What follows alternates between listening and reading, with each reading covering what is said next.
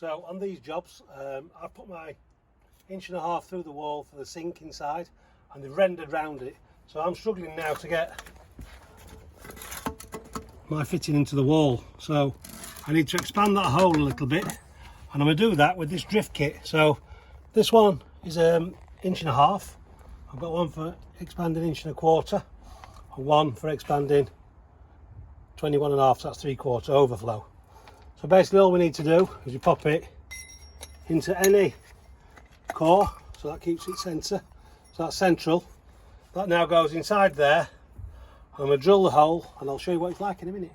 So now I've expanded it with the drift kit. Like I said, this one's 1.5 inches, so I'll just use my standard core, put that through the middle, goes in where the pilot drill fits. So now, as you can see, I've expanded the hole, made it bigger, so my fitting now fits into the wall, so it's now clip depth away, and so it looks a lot neater.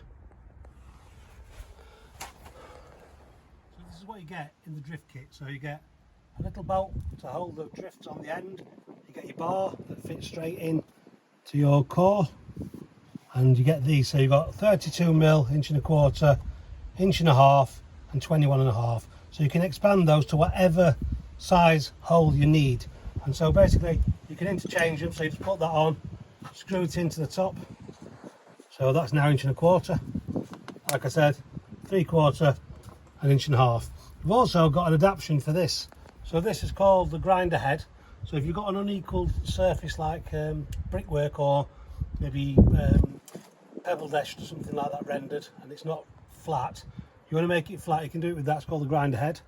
And then also with the grinder head, we get one of these which connects onto the grinder head, so you can upgrade and keep everything central at the same time. So cracking bit of kit. It's actually made for the Condensate Pro, but it's great for doing things like this, you know, on stonework.